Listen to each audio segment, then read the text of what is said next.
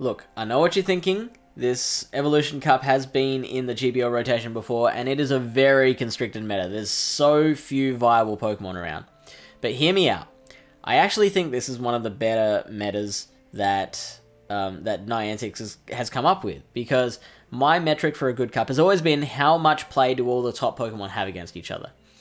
And with this one, it's huge. Like, all of these Pokemon that we're about to talk about, they're listed as wins against certain things, but you give the opposing Pokemon a little bit of energy, a little bit of HP chip, a shield advantage, and that can all go every which way. So there is so much play to be had. There's so little rock, paper, scissors, or like hard countering going on, which I love. So my name's Fish from Pallet Town PvP. We're going to take a look at the basics of the Evolution Cup meta in just 5 minutes. This is a basic look at the meta just to get the ball rolling for you. If you want to take a look at a complete breakdown with all the in-depth matchup analysis, we live stream a chat here on this YouTube channel every Tuesday night US time.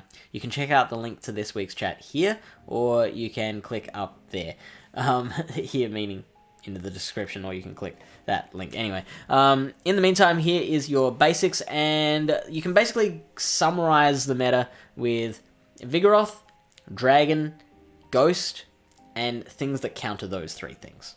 So if you start with Vigoroth, which is easily the best Pokemon in the meta, how good is Vigoroth? Well, with a 1-0 shield advantage, Vigoroth can beat almost the entire Evolution Cup. 122 wins and 1 loss. And its 1 loss is a pretty close loss against Machoke. If you give the Vigoroth 2 counters of energy, it'll flip that matchup too. So with 2 counters of energy and a 1-0 shield advantage, it can beat every single Pokemon in the Evolution Cup. It is that good.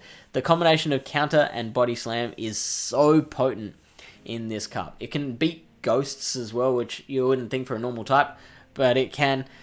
So that's your Vigoroth, right?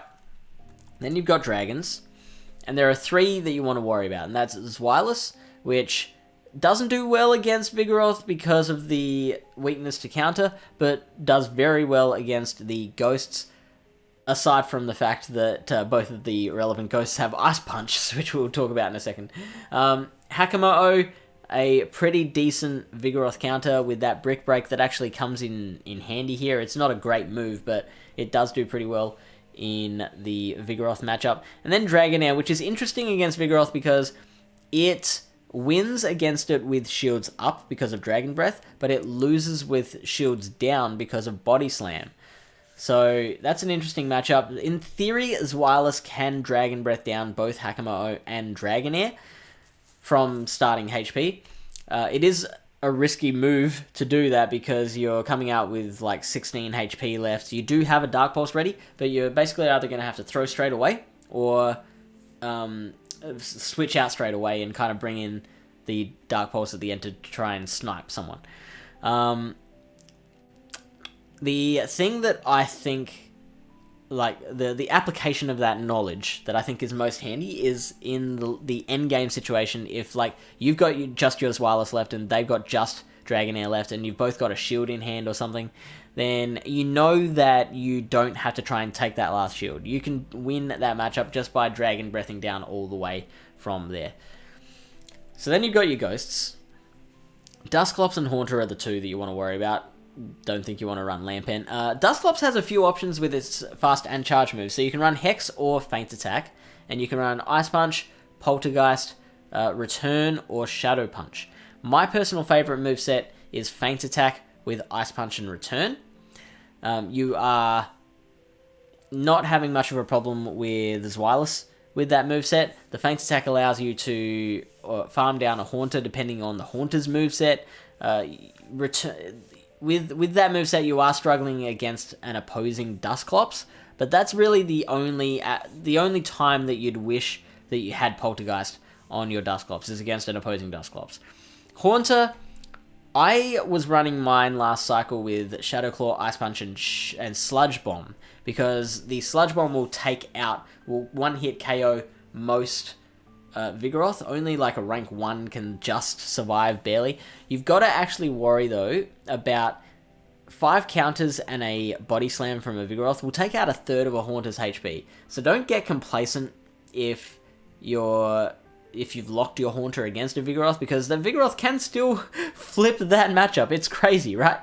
Then you've got the things that can counter those groups.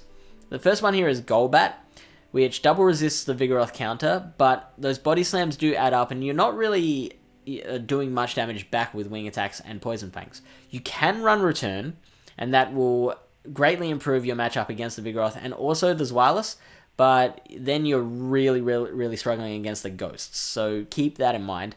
Machoke is probably your best Vigoroth counter and also beats Zweilous, but then kind of struggles with everything else, so especially the Golbat.